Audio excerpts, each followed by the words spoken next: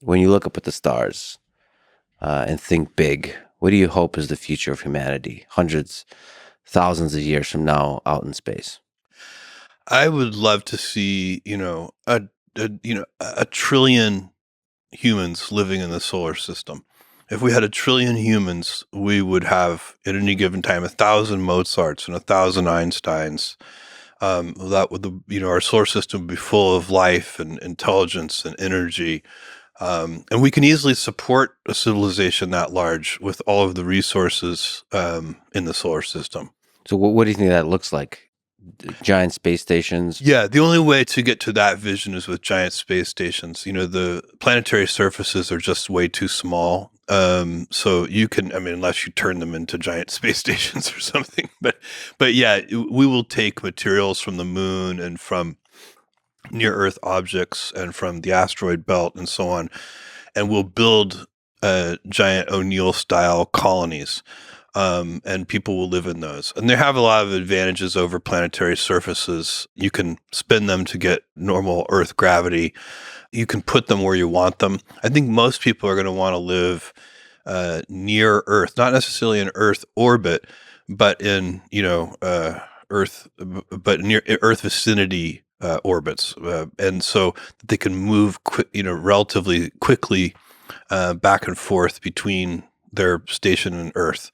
So, I think a lot of people, especially in the early stages, are not going to want to give up Earth altogether. They go to Earth for vacation.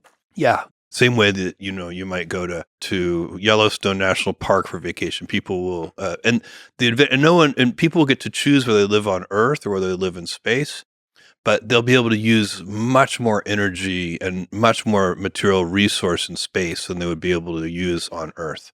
One of the interesting ideas you had is to move the heavy industry away from Earth.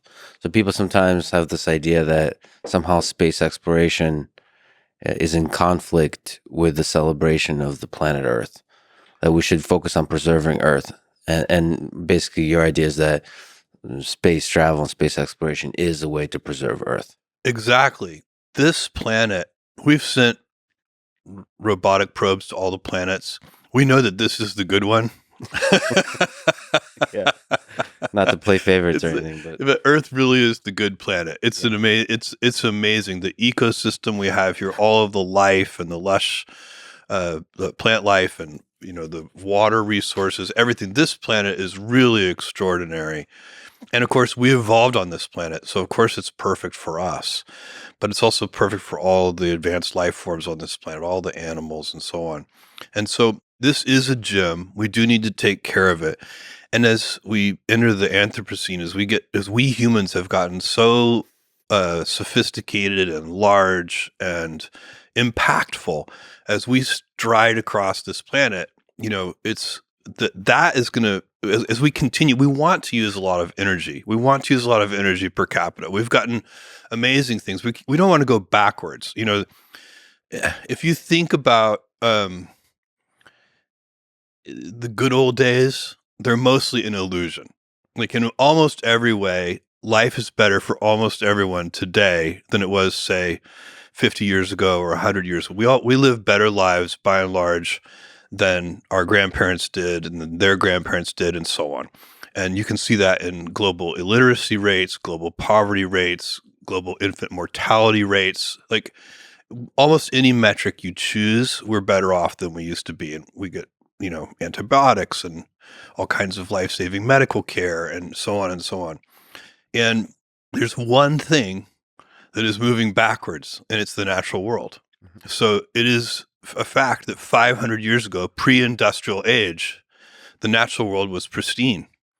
It was incredible. And we have traded some of that pristine beauty for all of these other gifts that we have as an advanced society. And we can have both. But to do that, we have to go to space. And all of this, really, the most fundamental measure is energy usage per capita. And when you look at, you do want to continue to use more and more energy. It is going to make your life better in so many ways, but that's not compatible ultimately with living on a finite planet. And so we have to go out into the solar system. And really, you could argue about when you have to do that, but you can't credibly argue about whether you have to do that. Eventually, we have to do that. Exactly.